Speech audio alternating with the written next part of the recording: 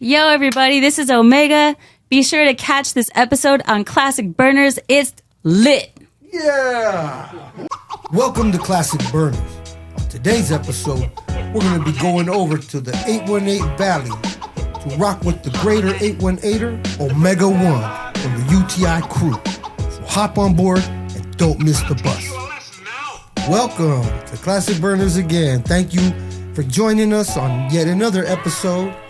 And this one's a very special episode where we get the privilege and honor of rapping and rocking with Omega 1 from the UTI crew. Welcome, Omega.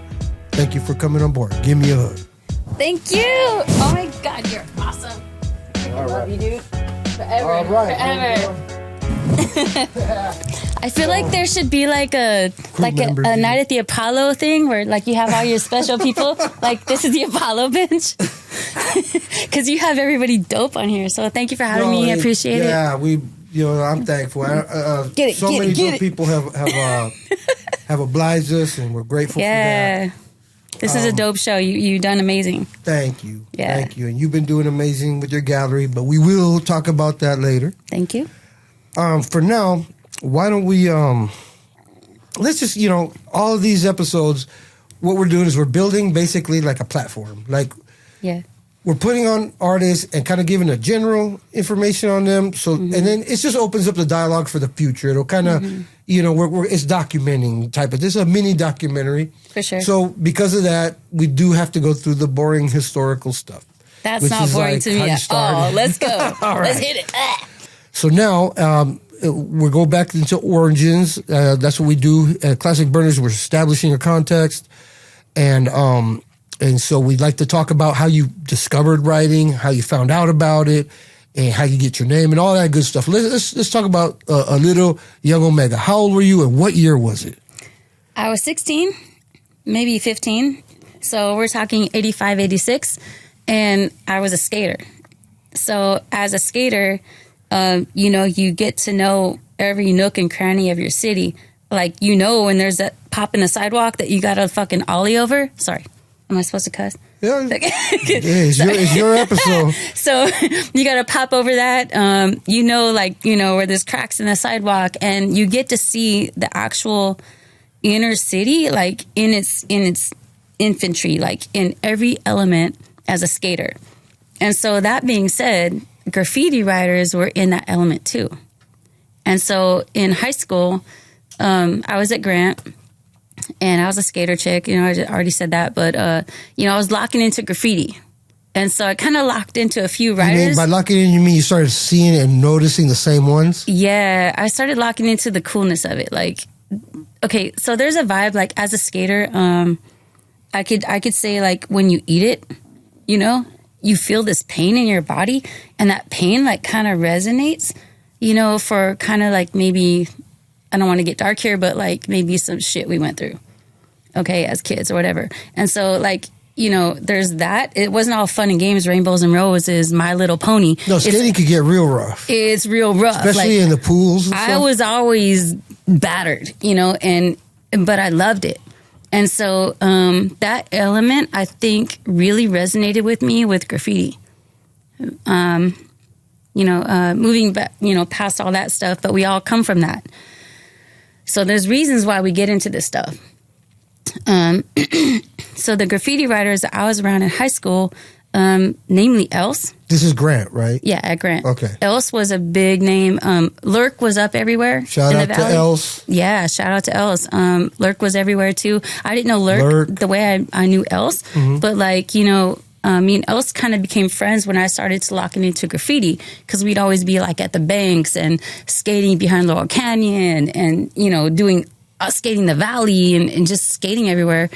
And so when came time, when I was just like, yo, And they called you Red back then, right? Because you had red hair? No, Fire. Fire. I had red hair. Yeah. But like I went to Grant and I told my teachers my name is Fire. Yeah, that's like Fire. That's what I told them. They're like, what do you want me to call you? I'm like, Fire, because I had red hair.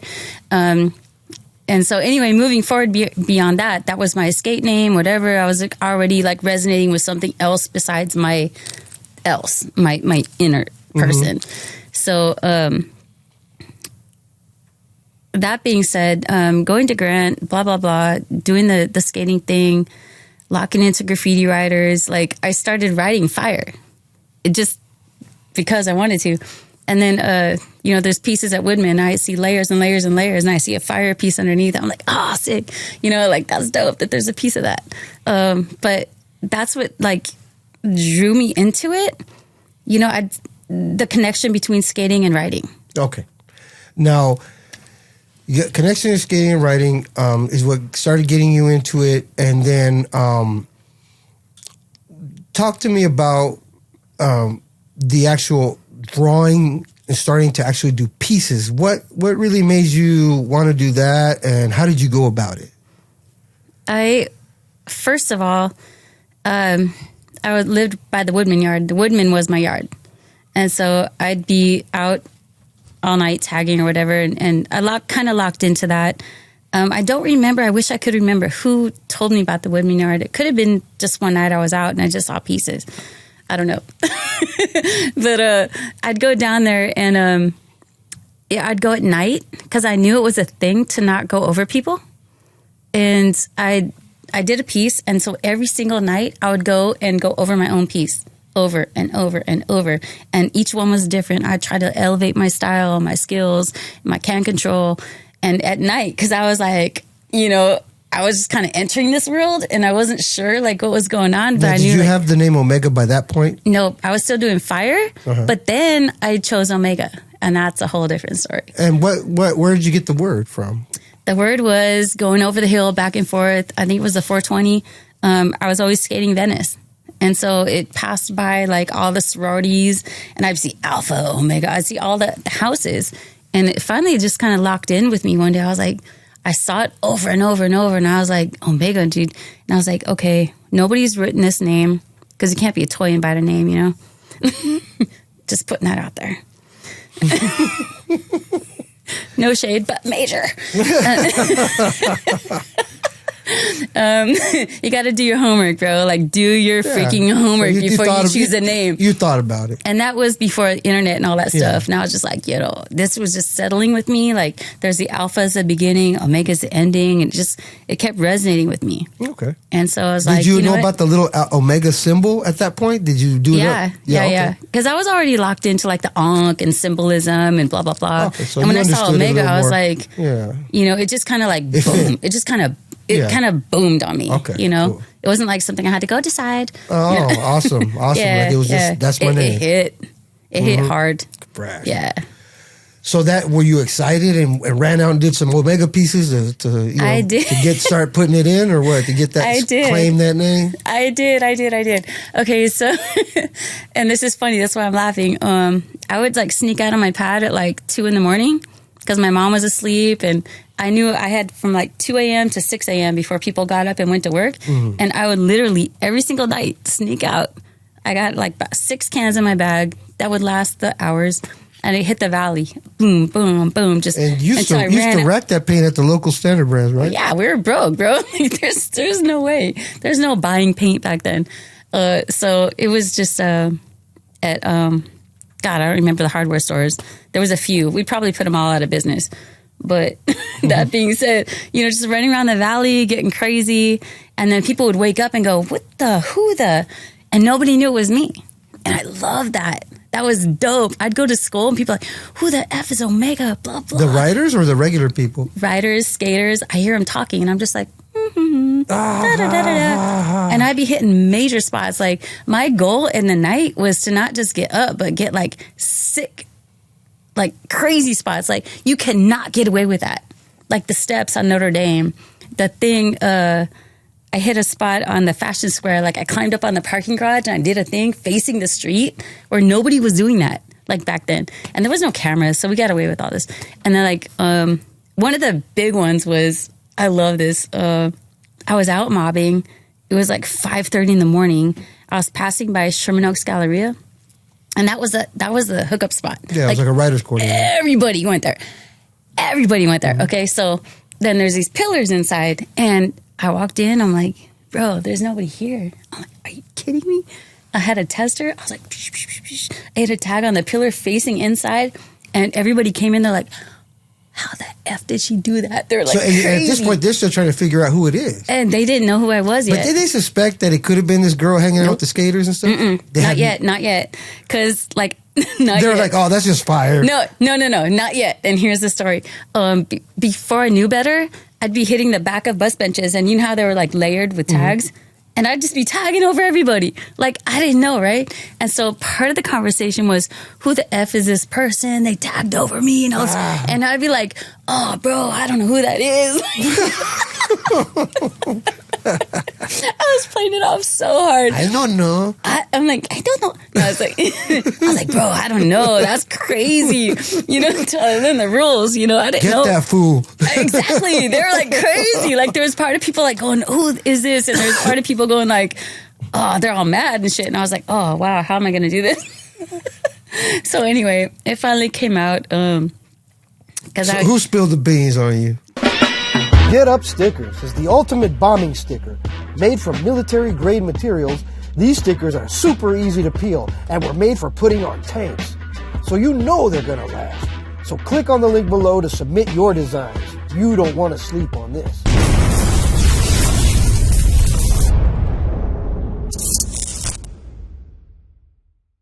I don't know who spilled the beans. I don't think it was a bean spill. I think it was more like I just kind of learned what the culture was. And you came out. And didn't do that, And I think what really happened was when I started piecing at Woodman.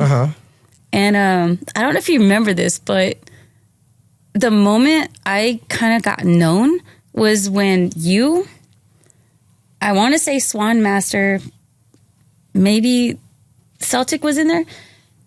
I don't know if I could say this on camera. Y'all, just say it. Y'all were GTAing a dune buggy. Yeah, we used to do. We get G-rides back and y'all, then. There's an entrance and an exit to the yard, and y'all were like tearing it down, like dust everywhere. And I was piecing. I was trying to be low key, and I saw this thing coming down towards me, and I'm like, oh shit, what's going on right now? And I was just okay, cool, just being cool. And y'all just stopped, dust everywhere, and y'all popped out, and it was you. It was the UTI crew. And that's how you guys finally learned who I was. And you'd seen my pieces. You didn't know. You didn't know that I was piecing over myself every day, doing this thing. It was still I noticed it going on, and exactly. And it looked different. It was different. And then the rumor was that that's a girl. I mean, that was just a rumor, but I was like, yeah, it could be, because the characters were like, you do characters of little chick, like skater chicks. It was still girly. It had a girly twist to it. Sure.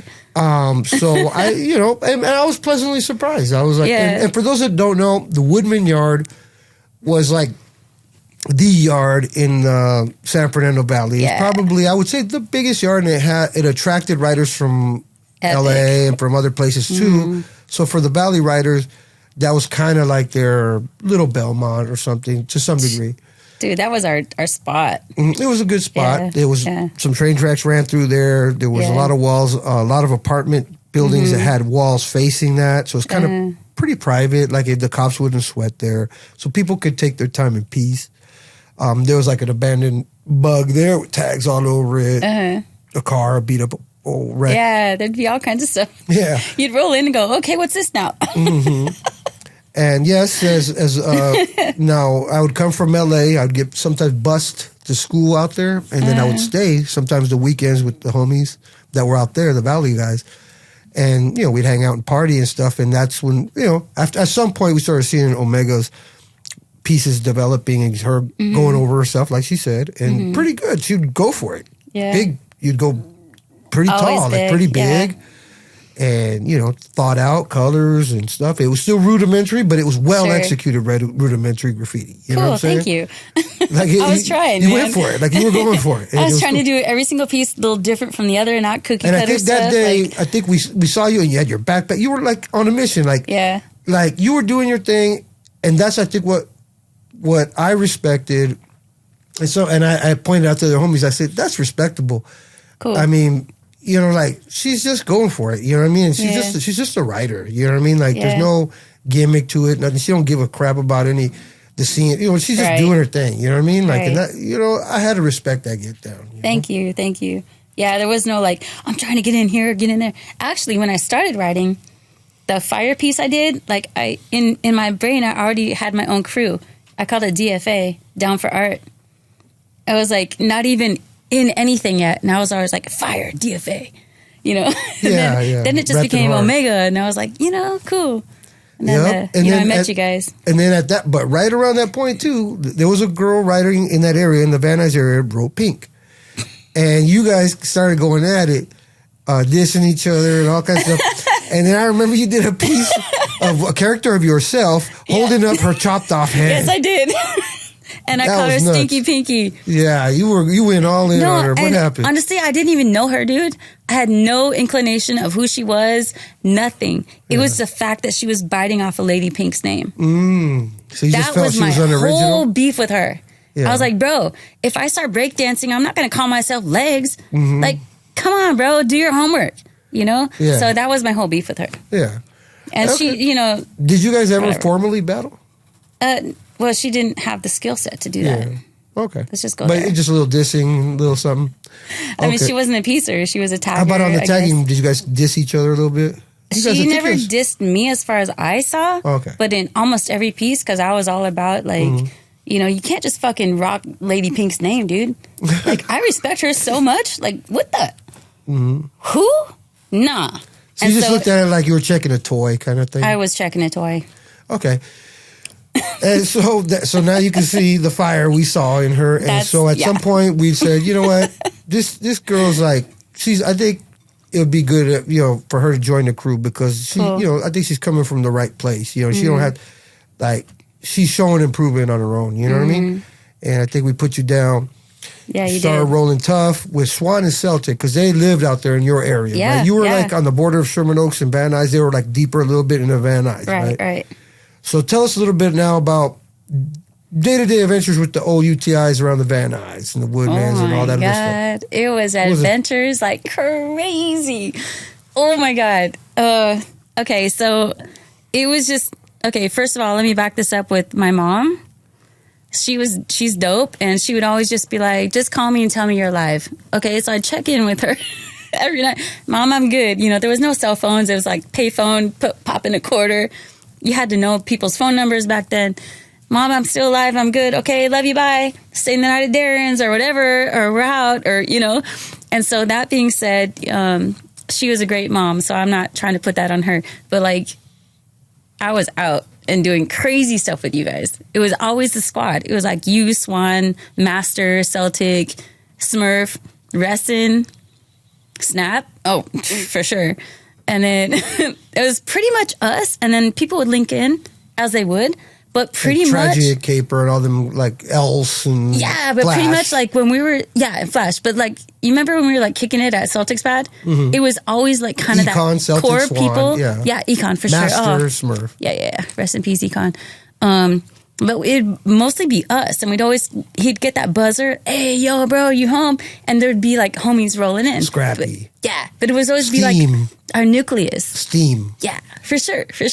And then, like, we'd just get in some crazy shenanigans. I mean, just, like, wow. I mean, so many crazy shenanigans. It's just, I could go on and on and on. Cool. I remember, like, going over the hill, for example. Oh, my God. I don't know if you remember this. We went to Westwood. And we caught a bus, and we killed the bus. Like, killed it. We killed it, right? And so the driver was like, oh, man, he couldn't do anything about it. But then he was the last bus back over the hill. And I don't know if you remember this, but he saw us again because we were at the stop, and he passed us, and we ran to the next stop so hard that we made it to the next stop, and there was somebody else waiting, so he had to let them on, and so we got back on and mobbed it all over again. I don't know if you remember that. That was crazy. That was crazy. No, because, I mean, obviously, like, a lot of stuff is a blur to me. Me too, bro. But, like, I depend on you for your memories. Yes, thank you, though, for reminding me.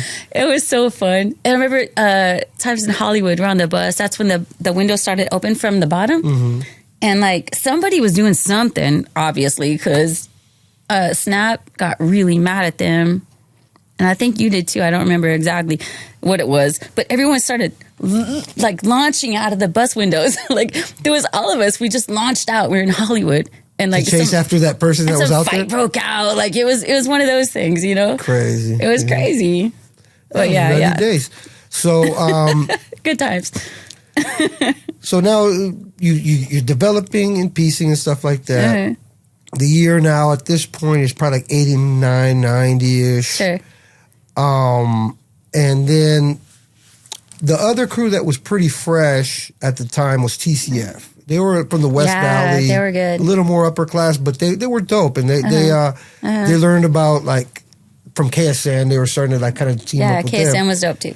And then, do you remember how we ended up battling them? How UTI and TCF battled? Like how it came about? I don't remember how it happened. No. But can you describe to us from your perspective the way it went down? I don't remember that battle as much as like. Can I skip on that battle and go to? Yeah. Okay, I remember the first battle because I don't remember that one. To tell you the truth, there was the first battle at the Belmont. I mean, that was Slick and Hex, and then the next battle I remember that we could talk about that I remember was CBS, and it was supposed to be a friendly battle. And it was rubbing people kind of wrong because, like, battles are supposed to be where you're squashing beef. CBS between who and who? Remember? Do you remember the CBS battle? They wanted to battle us in like, a friendly way to see, just kind of to elevate skills. And it wasn't, like, a bad thing at all. But there were people in the crew, like, OGs, are like, no, dude, that word battle means, like, squashing beef. And so we didn't have beef with CBS. Mm-hmm. They're, like, our brother crew, like, straight up, even till today. Yeah. You know, like, you know. I don't remember that. I do. I don't remember at all. I just remember battling TCF there. I don't remember TCF. And I remember we battled PTI with the motor, P2I. But anyway. What year was that? The TCF UTI battle was 89, 90. Okay. In that area. So after the Hex and Slick battle, and it happened to be the same weekend when they battled part 2, when they battled at Levitt. They did part 2, at Belmont. Maybe that's why I missed it, because I was there at the Belmont doing that, and that's probably why I missed it. Yeah, you were there. And that's when we saw that thing go down where Say got his head bashed in. You kind of saved his life and called, remember, and all that? Yeah. Because it used to get pretty crazy, and it got violent that day. Wars on the walls. Can-to-can combat by rivals using paint armed with aerosol were off to the infamous Belmont Tunnel in the shadow of LA's glistening skyline. Cops don't bother the writers in this part of town. It's a no-man's land, and danger is ever present, as I learned from an artist called Frame. Off this street, you got about 3 different gangs. Over up on this side, you got about 2 or 3 other gangs. All around, we're surrounded with gang shit. And sometimes some of these kids could be confused with gang members and get shot. We were over here battling, and so stuff. Do you want to tell that story kind of a little bit? And you don't have to drop any names. Without dropping names or anything, I just, we're in the city, and city-ish happens, and you got to be ready for it. And so, I mean, locking back into, my first response is like, being there for my homies or my friends. And so whatever happened at that time, that's what I do. I just lock into it. I don't freeze up and go, oh. I'm just like, I'm in it. So, I mean, again, I don't want to drop names or situations, but when you're in the city shit happens. Belmont wasn't, glittering and rainbows and roses. All kinds of crazy shit happened there. So, so when you roll up to yards and you roll in like we do, like you already know, and everybody you've interviewed, you already know, I'm not saying anything new. You got to be ready for it. And honestly, being like a female in a male-dominated genre, I got to be extra on alert. Extra. So I'm extra on that. Yeah, because we were so busy battling and we were so focused. And I just heard some noise and we just looked over and 2 younger riders from other crews happened to run into each other that had beef. And one dude pulled out like a metal pipe and bashed the other dude's head in bad. And then ran off. And you were the first one to run over there and put like a cloth on his head and alert people, hey, go call the ambulance and stuff like that. And they came. And the dude survived it. I ran into him years later. Oh, cool. Awesome. And he had like an out-of-body experience, everything. He was crying. He told me the whole nine. Wow. Yeah, he said, and that changed his life forever. But he was grateful. He goes, you know what? he was kind of like, in a way, kind of pissed. Like, he's like, Skill, you guys were out there battling and stuff, but the person who helped me was your homegirl Omega. You know what I mean? And like, so I'm really happy to hear I have that. respect. You know, I thank, you know, if you see her, tell her thank you, you know, for that. Thank you, too. Thank you. And happy to hear that. yeah, and so We see a lot of ugly stuff out there. yeah, and so but lo and behold, the battle, you know, came out victorious. Cool. And that helped. I think as a crew, it I don't know how to say it, but it just kind of made us feel tighter and strong because we worked together. Yeah, always. Like when we got the paint for Remember that that? battle, Each out of the heart. That's what this was. We'd always go each out of the heart. And then, you know, for that battle, and that's true. That's what we used to do. Yeah, right there, right there. And then for that battle, like we racked all those cans, and we went in like Jet's car or somewhere, Scrappy's car. And I remember we did. Jack like filled up trunks full of paint from standard brands. We went out to like La Puente and places far away to try to find places that weren't burnt. Right. And, oh my and you God, and Celtic, the I remember racking mobs. Oh my you guys God. acted like a couple and went in with a shopping cart filled it up with paint and acted like you were just shopping. I know. And you guys walked out with the cart. I don't look the part. I have a really good way of like looking very innocent and getting away with murder. But looking back though, you guys still look pretty different. Because Celtic, he was pretty exotic looking with the way he had his hat and his jewelry and his jackets and stuff. And his jacket. And you like, had he looked like a colorful medal. stuff on. Yeah, it was like, but I don't know. We got away with so much, dude. For whatever reason, you guys got a lot of that paint. The rest of us were just stacking as much as we could, but we came up with enough to put up a respectable piece for that battle. Right. And that, I think that was awesome, you know. Yeah, and, for sure. And it brought us together. It was just like we worked like a team on that one. That's what UTI is to me, dude. We were always just UTI at heart, you know, family. Like, if anything needed to be happening or needed something to be done, we'd all just like go, yeah, that's me. I'll do it. What do you need? What do you need? And we had to go, hey, bro, could you please? Yeah. Like, none of that. Yeah. We're just like, all right, let's go. We're all down. Yeah. It was always like, I'm down. Mm-hmm. I'm down. That was like, enough said. Yeah. I'm down. All right. And so then picking off of that energy, a lot of stuff was going on. That was just like a cool time for graffiti because the Pico House Gallery shows were going on, which so the gallery started kind of noticing graph artists. Right. That was pivotal. Yeah. 01 Gallery, I think, started in Melrose. Other galleries started picking up. And not only that, legal walls were starting to happen. And then from that, there was a situation in where a young man had passed away because of violence, and a girl from his school thought of an idea of doing a memorial mural to stop gang violence. And her mother helped out, Helen Samuels, and that was the birth of the Earth Crew. Kellen and Helen. And so what ended up happening was after the Earth Crew formed, which was a bunch of artists from different crews, Helen helped guide the whole situation, and she pulled strings in order to get a wall right in the middle of Pico Union and the gangland area. Yep. And tell us about that experience of working on that mural, because it was not only that mural, but then several other ones came about that had ecological themes. That one was done on Earth Day, and it also had a whole Stop the Violence section, memorial to fallen guys around the area. Right. Talk about it, please. That mural was influential, I would say, because it was the first time that we were congregated as all the writers. We were friends or whatever, but it wasn't like rivalries coming together. It was just like we all came together without having the idea of my name first, my crew, my name. It was like a different energy. Let's create this thing that's graffiti, and we're using what we have, but it was for a different purpose.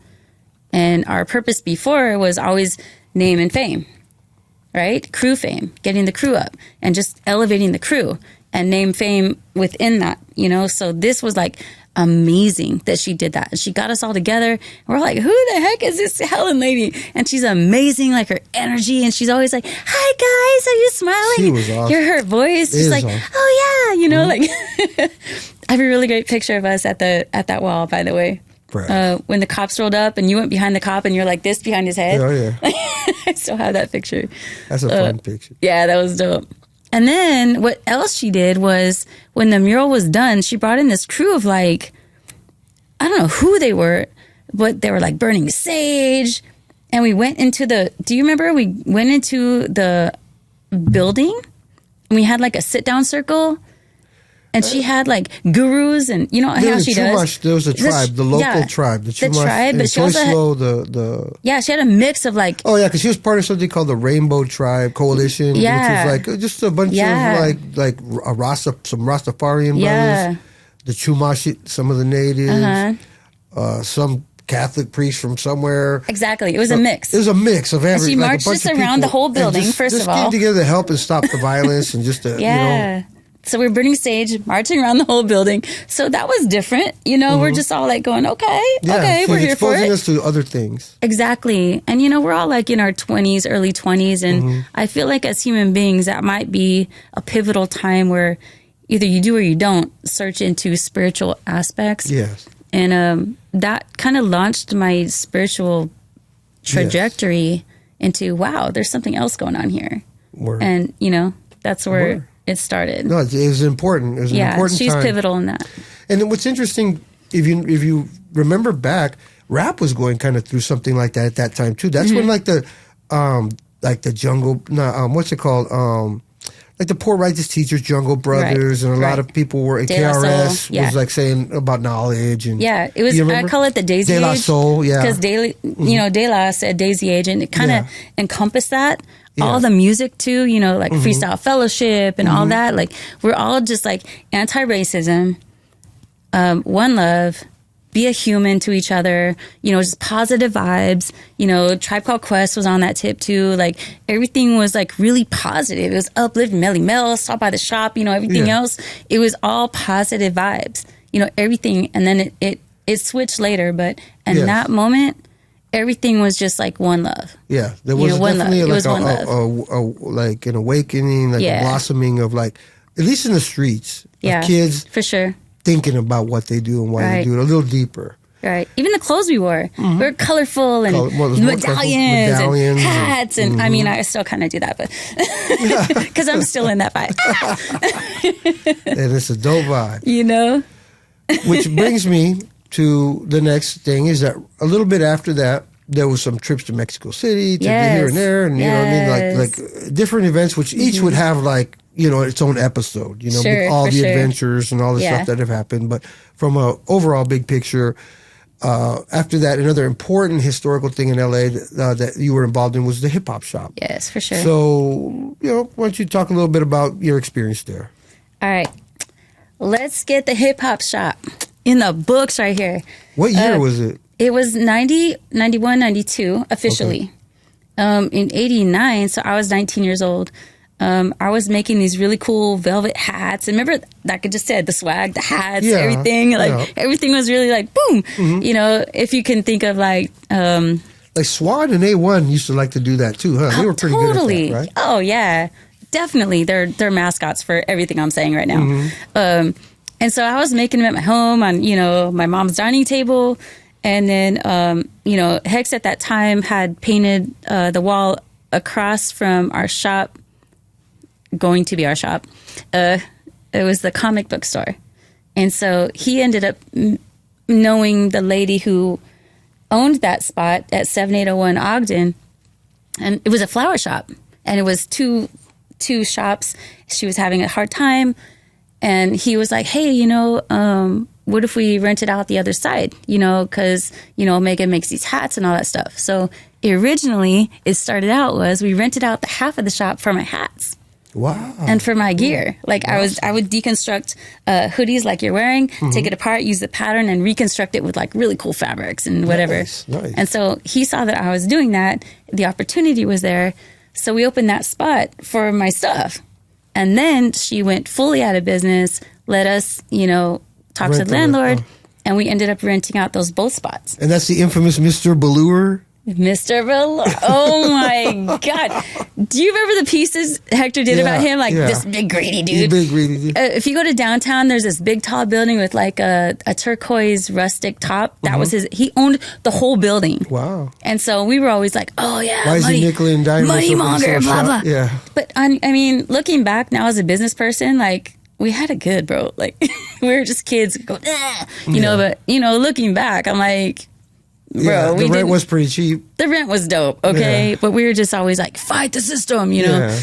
But anyway, yeah, Mr. Valor, I can't believe I remember his But name. the shop, how did it evolve? Like, it just kept going. Like, next thing you know, it started having a breakdance floor and a DJ's thing. And that's what happened. It started with my hats, my clothes. Hector started making shirts. I started making medallions. There's these leather pieces that shaped exactly like a Krylon can.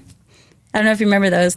Pop a hole in them, do a thing. I'd sit there and hand paint them and varnish them. Yeah, I remember. And make characters on these other little leather circular medallions. We'd get Adidas, and there was a guy next door, the cobbler guy, the shoe guy. You probably remember him. Yeah. We'd have him put like 3 stacks of foam on the Adidas, and we'd hand paint the stripes, so everything was custom. Hector started like doing like airbrush shirts. We did hats. It just evolved into this thing, and then we got the DJ cage, put the fence. DJ Penn was in there all the time. DJ Rob One, rest in peace. Pretty soon, like New York people started getting wind of it. And everybody came out. Visit. It became an icon of LA. Hey, what's up, man? What? Yo, this kid tough, man. Kid tough, old school, man. How you doing, man? Rick, nasty crew. You gotta play P.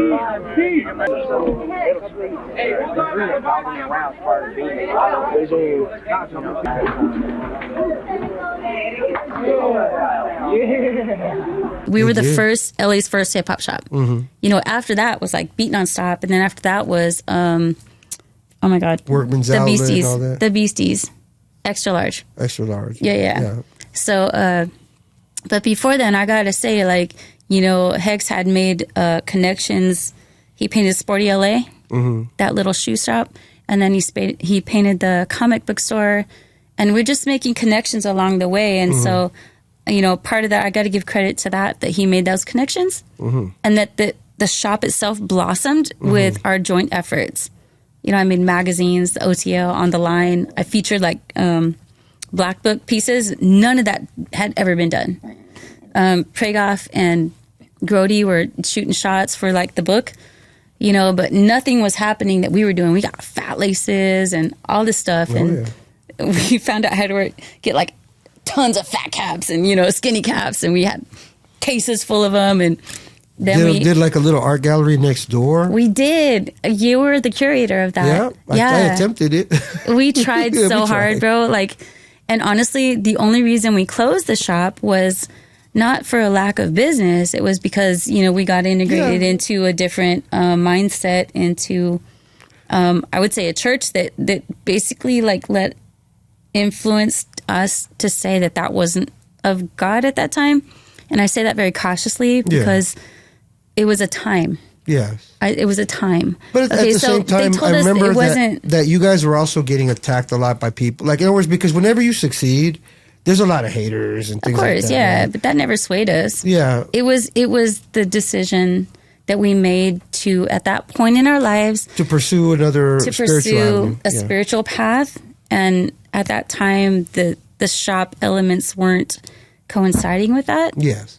And so that being said, like, I've always wanted to have a gallery. That was been my whole dream all my life. And when we opened that second shop and you were the curator, I was just like on cloud 9. Like, this is it. Like, you know? And then switch, you know? So it wasn't like anybody did anything bad or wrong. It was just a trajectory switch. A lot of things changed at that time, too. Yeah, even in and graffiti, we were young. That's we were like right after 23, that, 24. the tag banging era ushered in. And unfortunately, that happened. Mm-hmm. Yeah, the tag bang era ushered in. I feel like that was pivotal on the passing of Skate. Yeah, I feel like that's what I noticed was pivotal on that. Once he passed, the whole scene was torn because he is an icon. You know. Yeah. Well, and it just kind of went. The bus riders too of that era too. Started. That's when like there was starting to be more involvement with between the jail system and the crews on the streets. Right. The ultimatums were being given to either disband or join the gangs. Right. It got crazy. It got crazy. So it's like it got crazy. Yeah. So maybe it was for a good reason that you guys moved on from that, because you never know what could have happened down the road if they start pressing up on you guys or something. You know what I mean? Word. Yeah. But respect. Yeah. At the end of the day, it did make a great impact. It did influence a lot of people. It was pioneering, trailblazing stuff. And then let's get, you know what I really want to get into, because this is something that is important to the classic burners point of what we're trying to do, is breaking down styles and classic burners. True. So let's get into some of your classic burners, okay? All right. Let's get into, first of all, stylistically, let's talk about your double 3D. You're the pioneer of that. I haven't seen anyone else rocking this double layered 3D like that, quite the way you do it. Thank you. I think, I haven't seen anybody do it, come to think about it. They better not. Just saying. And so that was something that has marked your style in terms of, like, it gives it a really thick, good base foundation. It makes them look strong. Yeah. Letters. The endings of your letters have a lot of sharp points. So let's talk about the Belmont piece that said it had a little goldfish or something. Tell me about that. Oh, that was actually Santa Fe Yard. Oh, that's Santa Fe. I did that with Skate, and that was my last piece with him. Okay. So, that was dope. Thank you. Every piece I try to rock is different from my last one. I look at my last one and go, I got to up this one. Boom, I got to up that one. Boom, I got to up that one. And, as a female graffiti artist, I always feel like I have to go harder, like way harder. Like my work has to hit hard. I don't want to look like some girly shit. I need the dude world to go, is that a guy or a girl? Like, that was, because, okay, backtrack. Every time I piece, you know how people gather behind you? Yeah. You hear them talking, I hear them talking too. Oh, that's a girl, that's a girl, that's a girl. Oh, and at first it was like, oh, that's cool for a girl. Oh. That was like, I was on a shot like, so it's like, my whole goal, like, in the beginning was like to lose the for a girl. Okay, so then it started becoming, oh, that's sick. Oh, that's dope. Okay. So my whole goal is to always up myself. And so every time I go for something else, like that piece you just mentioned, like, I remember it was like kind of curly, kind of this. I did a fish thing. It seemed more fun. And so sometimes I wanted my piece to like cut you into your soul, And that's kind of where I'm going now, like, working on my characters too. Like my latest character, I did this rat because I was pissed off at some shit, bro. Like this last thing I did, I don't know if you could tell. I was kind of mad. But the rat looked rather angry. He did. Yeah, because I was rather angry at some shit. But, I just got to get that out. And I did this thing like 2 weeks ago with B. We did a frame show, and Thanks was there, and he's like, bro, you're like the only girl I know that goes hard. I was like, yeah, cool. So that's like the progression of my pieces. And going back to your first question, is my signature style is the stack 3Ds for sure. And like back in the hip hop shop days, I did a honeycomb style. Yeah. So. Okay, well, another classic burner was it you, Hex, and Markski went to San Francisco? Was that Psycho City? At Psycho City. Yes. And you went big. I Talk did. about that piece. That was really influenced by you. Yeah, so check this out. Kicking it at Celtics, we always did. And we'd have black book sections. Every time we were kicking it, we were drawing. And you were doing something in your book. And I was like, bro, like, what are you thinking? Like, what's in your head? Like, I couldn't grasp what even made you do that style. And you said, okay, Omega, when you do your letters, like, everything has to come from somewhere. It has to start here, go somewhere, and do something. And so you just like brain explode. Wow. And that's when my style started to elevate. So I'm really extra. And so what I did in Psycho City was I made it a one-line Omega. It went around, and it wrapped back around, and it went around, and it was like a connector. Like if you literally unwound it, it would be a circle. So it's a continual. It was a twisted version, and it was all connected. Yes. Like it came from somewhere and nonstop. went from somewhere, just like Skilly said.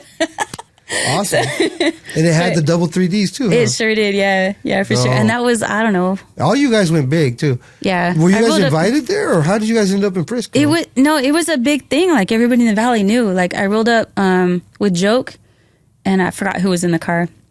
That was a whole nother adventure. The Jeep ride up there, and then like you don't know who you're gonna be with, spend the night with, or whoever. And it ended up like Skate was there, and we're like, oh yeah, Skate hooks up. Oh yeah, go stay at what's that guy's name? That popper dude. We stayed there at his pad. Like I slept on the floor.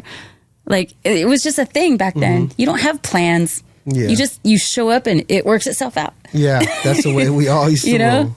Oh God, I gotta remember his name. Oh my God, this is killing me right now. He was a popper. A Chuco?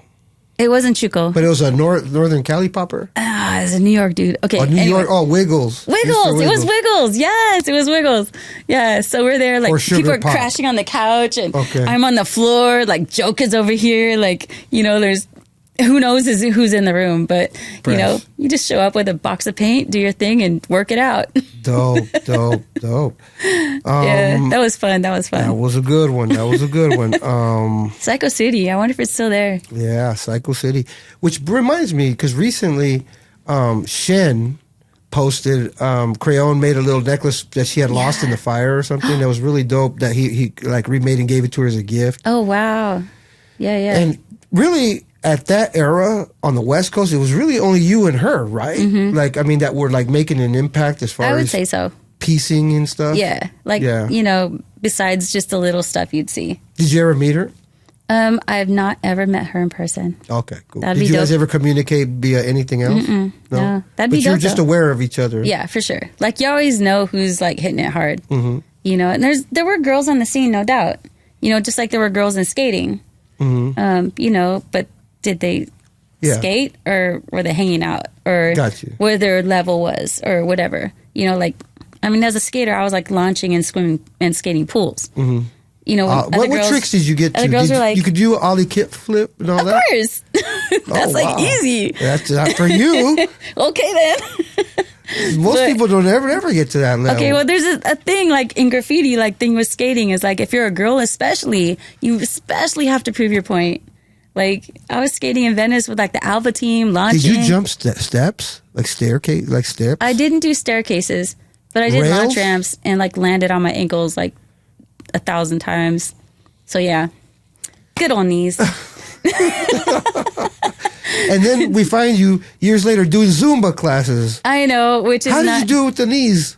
In the past couple of years, I decided not to continue with that. But that was dope though that you were doing that. Yeah. That's fun because like I love to dance and it's my thing. It's like my jam. It's like my peanut you had butter a and my business. chocolate bumped Yeah. into each other, and I'm like Zumba, Yeah. and I can make money at it too, and Cool. rock a class and be myself. And then, but that experience also served, and now you are starting to kick up a new venture. Tell us about your gallery, name, idea behind it, the whole nine. What All right. Let's just talk gallery talk. All right. Well, as you know, I took a big time off because I had my son. And so that was he's 11 now. That was a whole decade that I took off. Not from my art, but from the scene, painting walls. So he's 11 now and he can be with my husband more while they're training. When he was little, he couldn't because my husband's teaching. Obviously you can't take care of a child while you're teaching. So I was being a mom and I loved it. And I still, I don't say loved like past tense. I love it. But that was the time of my life. So he's finally able to do that. So it freed up time for me. Yeah. And I originally hit up our owner of our building. I'm like, do you mind if could I sweep the sidewalks in exchange for like a wall spot, and just like paint? And he's like, yeah, cool. We could do that. And he was like, hey, do you want to see the spot open too? And I was like, yeah, sure. So we roll in and he shows me this little spot. And I was like, oh my God. And how much are you charging? I'm like, okay. Okay. And so I locked in with him. I opened my spot in last August. And that's the most well-swept sidewalk I've ever seen, I'll tell Bro, you. it is clean. You go to NoHo and you'll be like, damn, who lives here? I call it the city of broken glass. There ain't no broken glass on my sidewalk. Okay. So I did that. And then I had my opening. Well, I did a gallery show, so I was painting in there till November, did my show in Eureka, came back, planned my opening in March, which you came to. So thank you so much. And that was just a great event, and featuring family friends, which was UTI first as far as artists, friends from the gym that we have, like, blah, blah, blah, just moved forward. So coming back from that, I'm planning July 27th is a character battle and a gallery show as well, to really support the community too again. And I always think about like the people that live around the space, like, what do they want to see every day? I'm not just trying to be all selfish, like, so like, what do they want to see? How can I help the community? How can this be a spot where, people can come in and feel good? And so anyway, that's happening July 27th. And part of the reason is for the character battle is coming back into the scene after not being in for a decade, right? What I saw is a lot of letters, dope letters, dope. Not as many characters as there used to be. I don't know if you noticed that. Not as many. I'm not saying there's none, but there used to always be like... There was a character culture for sure. For there many, was. For many years. Yeah. And honestly, that's why I... It has suffered and died somewhat. But that's why I locked into let the 27th be a character battle in the 818, and let's try to elevate that again. Because characters tell a story. Your character, it's not like a sticker. Like, what's your character doing? Like, look at your character right there. He's like, boom. Like, he's dripping. Like, he just been somewhere. Like, you know what I mean? There's a story in that character. And that's what characters do. They add that element of, look at this cover. Like, he's just like, LA. Like, there's a story behind that. That's and true. How could we bring that back? And if I could be a part of that, that's why I chose to lock into a character battle. Dope. What's the name of your gallery, and how can what's the address or contact information for people that want to go by and check out the work? The name of my gallery is Omega Gallery. The address is 11408 Collins Street, North Hollywood, 91601. If you want to stop by, just DM me on my Instagram. What is that? Omega_UTI_official. And I'm not always there, but if you DM me, I'll be there for you. I got you. Fresh. Now, as we're winding down, is there any last words you want to share? Anything that you just feel you want to talk about, or shout outs, or any words of wisdom, anything like that? And this is your time. Well, first of all, I want to thank you, Skill, for what you've done for the community, for the culture. If it wasn't for you, I don't know how many of us wouldn't be here doing what we do. So thank you. You are amazing. Your history, your legacy is phenomenal. And it's only going to get better. I know that for sure. Thank you for what you're doing at Classic Burners. You've brought so many amazing stories to everyone's awareness that we need to hear. So thank you for that. I also want to give a shout out to all the other female artists out there that are rocking it, because we push against a lot of barriers, straight up. I want to shout out to my female graffiti writers that I would say are killing it, and that's Shiva and Zurich. And everybody else, I know you're killing it. Keep pushing your styles. Every piece you do, try to get better against yourself. You compete against yourself. If we do cookie cutter stuff, that's going to leave you in a box. Push out, push out, push out. Not everything is going to be your best piece, but at least you're trying. And get in your black book, bro. Like, black booking is like a lost art. Like, get in your black book.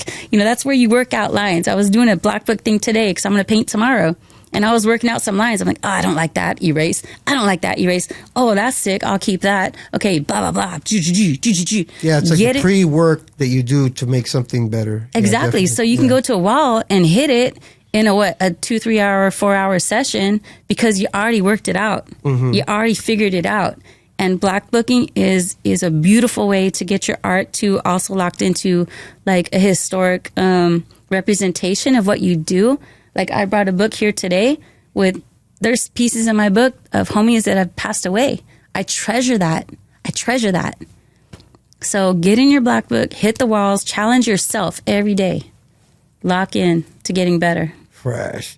All right. I just want to send a shout out to all those, the Classic Burners fam and supporters. And this shout out goes to Jay Dankworth. He's from Dig, Sample, Chop, and Repeat. Okay. Hey. And down there in the Southgate area. Thank you. He's the sponsor of this hat. It says nice. And appreciate you, brother. And to all the rest of the Classic Burner fam, all you for tuning in and joining us. And thank you for this episode. And, be looking for more of Omega. She's got stuff that's going to be coming up. So, keep your eyes open. And peace out to everyone out there. God bless. Peace. Because time is our most precious resource. Always remember that every minute, every second, and every moment matters. So let's do our best to live a kind, compassionate, and loving life. And God willing, we'll see you in the next episode. One.